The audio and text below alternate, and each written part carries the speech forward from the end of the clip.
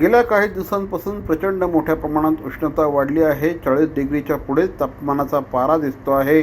त्यामुळे शरीराला मोठ्या प्रमाणात थंडावा देण्याचा प्रयत्न होत आहे. बाहेर फिरताना भरपूर पाणी प्यावं, अंगावर सुती कपडे घाला, हिरव्या पालेभाज्या, पाणीदार फळं खाण्याचा सल्ला तज्ज्ञांनी दिला आहे.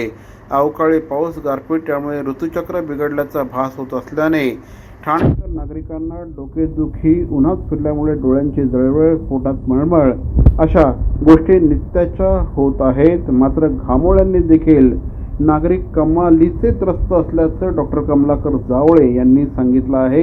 या दिवसात भरपूर पाणी पिणं आवश्यक आहे. अंगावर सुती फिकट रंगाचे कपडे, 2 दिवसातून 2 वेळेस पाण्याने आंघोळ, टोपी, गॉगल, सनस्क्रीन, लोशन लावणे, अंगावर घाम सुकणार नाही याची काळजी घेणे, मसालेदार पदार्थांचं सेवन करू नये, मांसाहार कमी करावा, दुपारी घरातून बाहेर पडताना भरपूर पाणी पिऊनच बाहेर पडावं असं आवाहन जिल्हा प्रशासनाच्या वतीने करण्यात आलं आहे.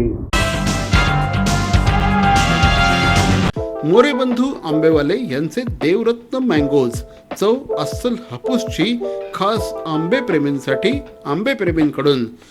रत्नागिरी आणि देवगडच्या शेतकऱ्यांनी घाम गळून पिकवलेला, गवतात पिकवून मनापासून वाढवलेला अस्सल हापूस रास्त, अगदी रास्त भावात आणि हो, होम डिलिव्हरीसाठी सुद्धा उपलब्ध.